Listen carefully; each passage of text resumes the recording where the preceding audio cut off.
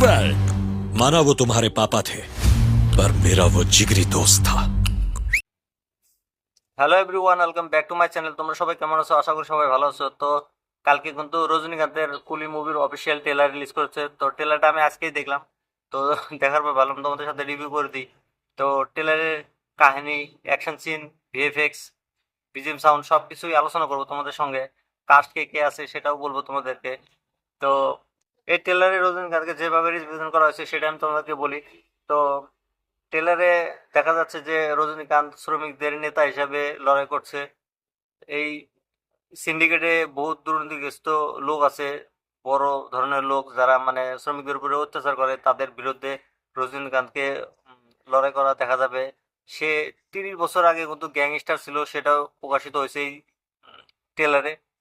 সে তখন কিন্তু সত্যরাজ জিজ্ঞাসা যে তুমি 30 বছর পর কেন ফিরে এসো, এটাও জিজ্ঞাসা। এটা বলাতে কিন্তু বোঝা যাচ্ছে তার একটা ব্যাকগ্রাউন্ড ছিল, সে কোনো আন্ডার ডন ছিল আগে, 30 বছর আগে, সে আবার ফিরে এসেছে। তারপর হলো ট্রেলারটা ভিতরে তোমার হলো ইসেকে দেখা যায়, আমির খানকে দেখাচ্ছে, আমির খানের হাফ প্যান্ট বিন্দা ফায়ারিং করতে দেখাচ্ছে। তারপর নাগার্জুনাকে দেখানো হয়েছে। আর উপেন্দ্রকে অল্প ছোট স্ক্রিন দেওয়া হয়েছে, বেশি একটু দেখায় নাই গিয়া তাকে। তারপরে শ্রুতি হাসান আছে, শ্রুতি হাসান কিন্তু তোমার হলো সত্যরাজের বেটি রোল করেছে এই সিনেমাটাতে। তো সৌবিন শাহির আছে, যে মালিয়ালম হিরো, কিছুদিন আগে তার মঞ্জুমেল বয়েস মুভিটা এসেছিল, খুব ভালো একটা বক্স অফিস কালেকশন করেছিল।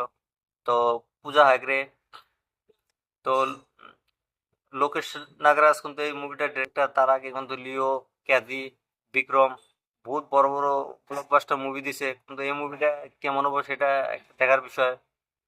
মুভিতে স্টোরি ভালো হবে তো মুভিটা ভালোই চলবে।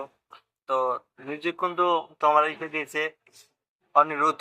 অনিরুদ্ধের মিউজিক কিন্তু বর্তমান সেই ভালো চলছে, টপ লেভেলের মিউজিক দেয় সে। বিক্রম ক্যাদিতে কিন্তু অতি মিউজিক দিচ্ছে বেশিরভাগ। মুভিটা তোমার হলো 14 আগস্টে রিলিজ করতে চলেছে, বড় সাথে ক্লাস হবে। তো তোমরা এই কোন মুভিটা আগে দেখবা সেটা তোমরা কমেন্ট করে আমাকে বলে দিও। আমি কিন্তু এই কুলি মুভিটাই আগে দেখবো, তারপরে কিন্তু আমি বড় মুভিটা দেখবো। তো শোনা যাচ্ছে এই মুভির বাজেট 200 থেকে 250 কোটি টাকা বাজেটের মুভি এটা। তার ভিতরে কিন্তু রজনীকান্তি একলা 100 কোটি টাকা নিছে এই মুভিটাতে।